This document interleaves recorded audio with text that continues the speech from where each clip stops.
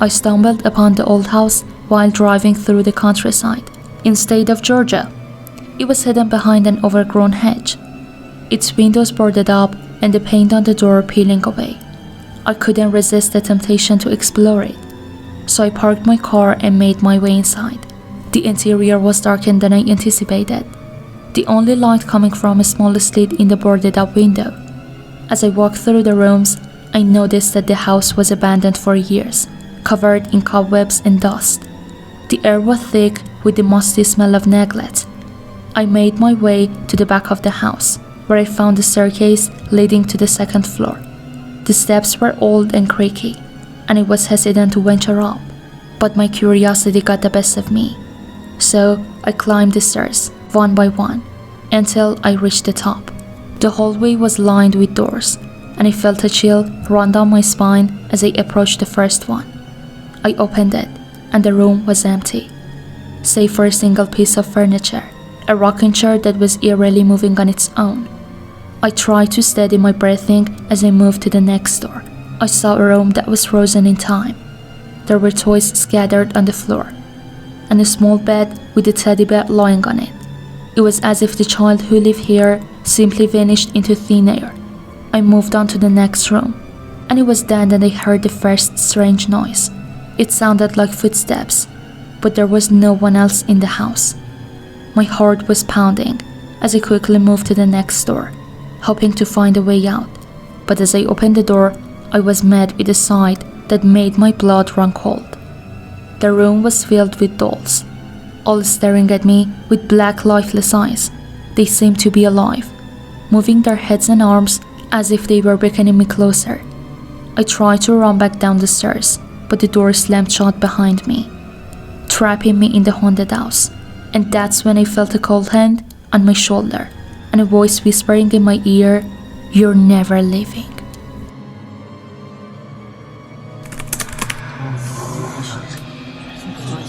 I never believed in ghosts until I moved into the old house in state of Georgia. The realtor had warned me that the house had a history, but I brushed it off as just a sales tactic. But as soon as I stepped inside, I could feel that there was something off about the place. At first, it was just things. The creaking of the floorboards at night, the flickering of the lights, and the occasional feeling of being watched. But then, things started to get more intense. Objects would move on their own, and I could hear faint whispers in the dead of night. I tried to ignore it all, telling myself that it was just my imagination playing tricks on me. But then, one night, I woke up to find a figure standing at the end of my bed. It was tall and shadowy, with glowing red eyes that seemed to stare straight into my soul. I screamed and ran out of the room, but the figure followed me, its eerie laughter echoing through the halls. I tried to leave the house, but the front door wouldn't budge. I made my way up to the attic, hoping to find a way out through the windows, but what I found up there was far worse than anything I could have imagined. The walls were covered in strange symbols. As I tried to make sense of it all, I heard a voice whispering in my ear, telling me to join them. I turned around to find a group of ghostly figures surrounding me. I knew then that there was no way out. The house had claimed me, and I was doomed to spend eternity trapped within its walls. And as I felt their cold, bony hands closing in around me, I knew I wasn't alone. The old house on Chariot Street had claimed many victims before, and it would continue to do so for as long as it stood.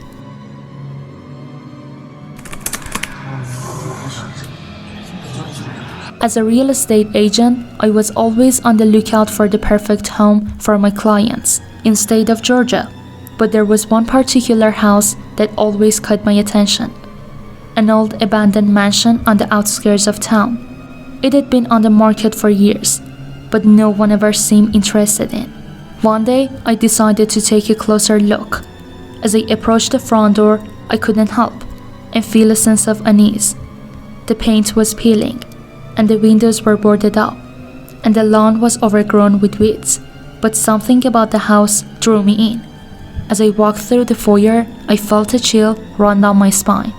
The air was musty and stale. The only sound was the creaking of the floorboards beneath my feet. I made my way through the rooms, each one seemingly emptier than the last. But as I entered the master bedroom, I felt a sudden change in the atmosphere. The room was still empty, but it felt as though someone or something was watching me. I turned to leave, but the door wouldn't budge. I tried to push it open with all my strength, but it was as though I was pushing against a solid wall. I heard a faint whisper. At first, I couldn't make out the words, but as the voice grew louder, I realized it was coming from the walls, and it was talking to me. I tried to run, but the hallway seemed to stretch on endlessly. The walls were closing in on me. I could hear screams coming from the other rooms, but it was powerless to help. Just as I thought it was the end, the house released me from its grasp. I stumbled out onto the front lawn, gasping for air.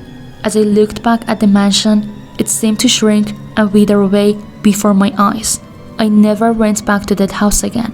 I could still feel its presence in my dreams. I could hear the walls begging me to come back.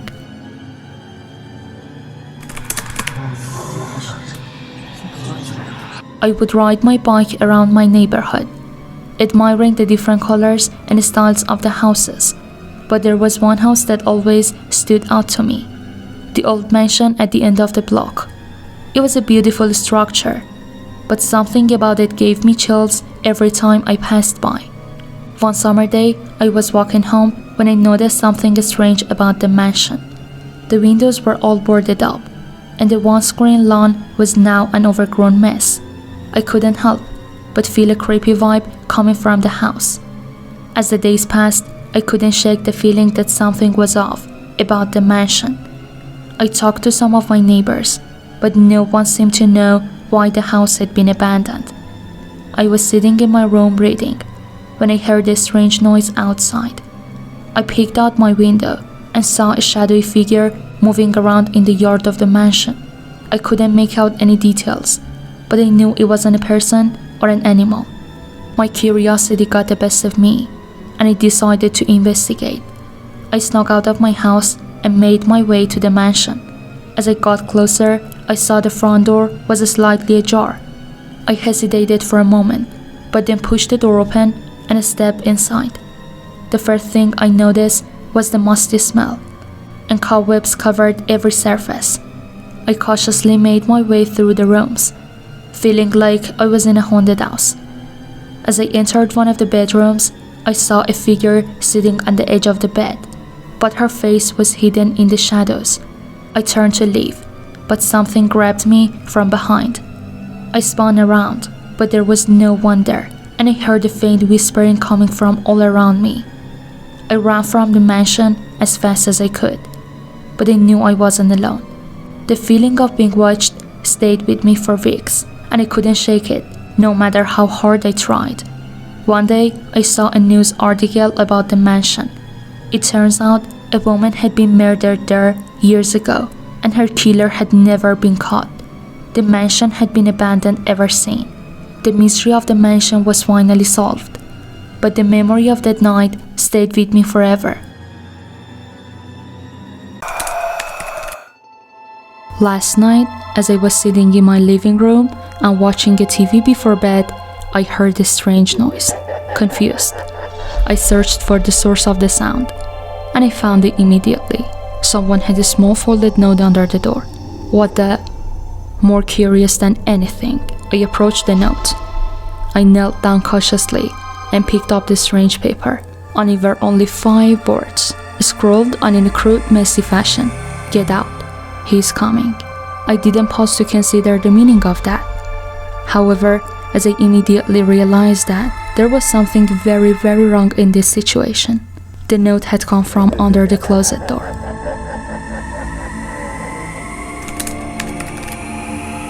Growing up, my bedroom was the only one that faced in front of the houses. When I was about 8 or 9, I woke up to my dad calmly, but firmly telling me to get up, go in the bathroom, and shut the door. I was annoyed because I was half asleep, but I listened.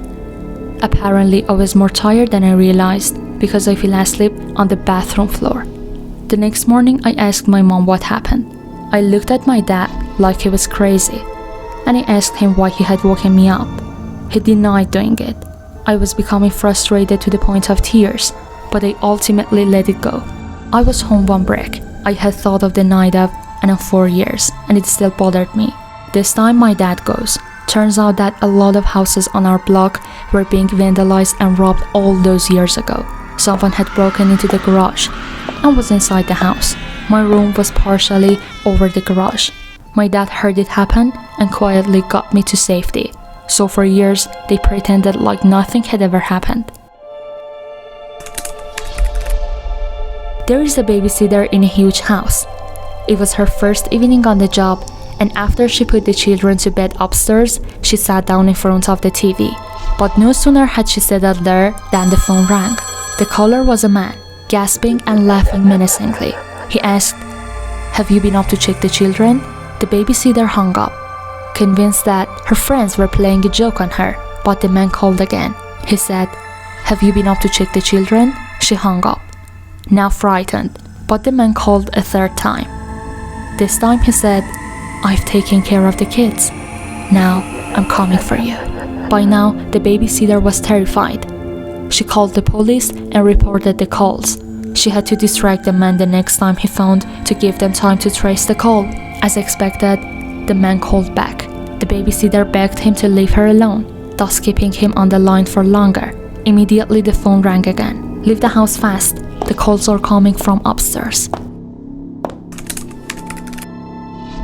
A friend of mine and I decided to do the Ouija board for the first time, something we had never dared to do before. We called 2 other friends to come and do it with us, as I had been told that it was more likely something would happen if there were more people. We had a hard time convincing the other 2, but in the end, they agreed to come along. During the session, one of them said, "This is nonsense. I'm out of here." We got scared and decided to leave it for another time. After a few days, the girl who had left called me. She said that, as she was passing a derelict house near her home, someone dressed in white asked her to play with her. But my friend told me she couldn't, and immediately the girl began to cry tears of blood. My friend fled, and when she got home, she called me. I thought she was pulling my leg, but she wasn't. I began to think about the day we had done the Ouija board, and how abrupt my friend had been when she had got up to leave. The next day my friend called me and asked me to keep her company, because she was alone. I took a bus over to hers and we settled down with our books. After a while, we heard a scratching noise behind us. We both looked up and were horrified to find the girl that she had described to me was sitting on my friend's bed, scratching the wall. When I was running, I noticed that my friend wasn't there, but I was so terrified, I couldn't make myself wait for her. The police called my house to tell me that my friend died of an asthma attack. She had been found on the stairs, with the terrified expressions on her face. I was in treatment. I'm now recovering. After several times, a note appeared in my mailbox. "Your friend died because she wouldn't play with me. I've a new doll." 2 young children and their parents were traveling on the road when their car broke down. The parents went out to look for help and left the radio on for the kids in case they got bored. By nightfall, the parents hadn't returned. Sat in the darkness, the children continued to listen to the radio and grew alarmed when they heard that a dangerous killer was on the loose, having escaped from a prison nearby. The newsreader warned listeners to take extreme care when they're going about their business. Time passed. The silence outside the car was absolute until suddenly they heard knocking on the car roof above them. The knocks grew louder and faster, unable to bear it any longer. The children opened the car doors and fled in terror. Only the eldest dared to turn to see what is the source of their fear. Was a large man who was bouncing 2 objects on the top of the vehicle, the heads of the children's parents. 4 young women moved into an old apartment together. You know, the type with the squeaky floorboards and a long dark hallway. A month after they moved in, one of the roommates realized that her favorite stuffed teddy bear was missing. The others all said they hadn't touched it or seen it. Weeks went by, and she almost forgot about her teddy. She opened the door to one of the closets they hardly ever used. On the top shelf sat her fairy friend. All her roommates said they had no idea how it had happened. Now, whenever the teddy bear goes missing for a few days, she knows exactly where to find it. The apartment probably had all these other signs of being haunted too.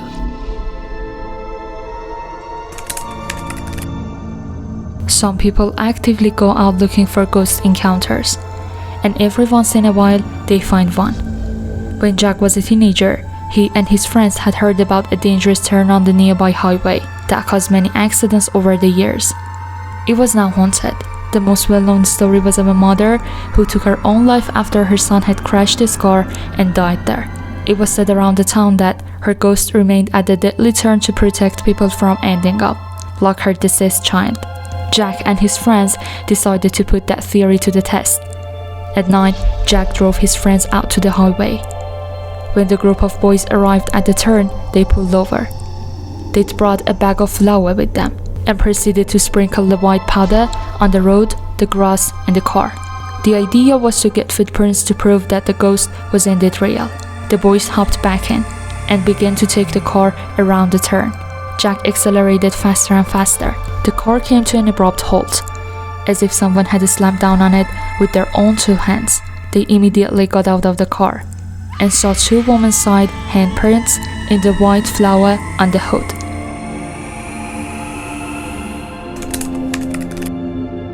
There was once a man named Edward who designed and built his own perfect house. He lived in it for many years until he eventually passed away. A new family moved in, but whenever they went into the basement, they would get the feeling that someone was watching them. One day, the father of the new family decided to fix up an old jacket, which every tailor in town had told him was beyond repair. So he went down to the old basement, laid his jacket on a chair, and then tried to see if there was anything in the old desk that could help him mend it. But the drawers were all locked. The next morning, he came back down to find the key on the desk. All the drawers open and his jacket completely fixed. A single mother bought a new phone. After a long day at work, she came home, placed her phone on the counter. Her son came to her and asked if it could play with this. She told him not to call anyone or mess with text messages, and he agreed. At around 11 o'clock, she was drowsy, so she decided to drug her son in and go to bed. She walked to his room and saw that he wasn't there. She then ran over to her room to find him sleeping on her bed with the phone in his hand. Relieved, she picked her phone back up from his hand to inspect it. Browsing through it, she noticed only minor changes, such as a new background, banner, and etc. But then she opened up her saved pictures. She began deleting the pictures he had taken, until only one new picture remained. When she first saw it, she was in disbelief. It was her son sleeping on her bed, but the picture was taken by someone else, above him. It showed a woman's face. My house was built in 1904. It's a single-family home with frame setting on a concrete block foundation. I've been living here for about 12 years. Of all the things that my siblings and I have seen or heard about it in this house, this one is my favorite. This happened to my brother. About 10 years ago, my brother and his best friends had started a garage band playing mostly Spanish rock, alternative music, but in Spanish. His friends could only get together on Sunday afternoons. They would practice into the early evening, and they would usually call it by 8 p.m. This was the time I usually showed up and went to bed, cause I worked the graveyard shift. This happened in late fall, so the days were getting shorter. They had just finished a long session when the decision to head to someone else's house came about. My brother handed his car keys to his buddy so they could load up the equipment. Everyone had filed out of the basement, but the tricky part was that they needed to walk all the way to the back of the basement, up the back stairs, through the kitchen doorway, down the hall into the living room, and out into the front porch.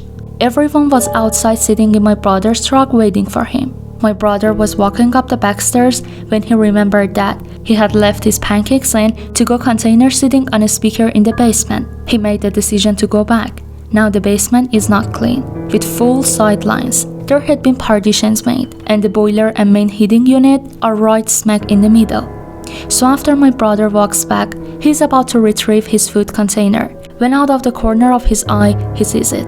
It's a shadowy figure, right at his peripheral vision. This feeling of dread and uneasiness washed over my brother. We had been taught that if you are in the presence of a spirit or ghost and you feel the bad vibe, to say quick prayer or something else. My brother chose the latter.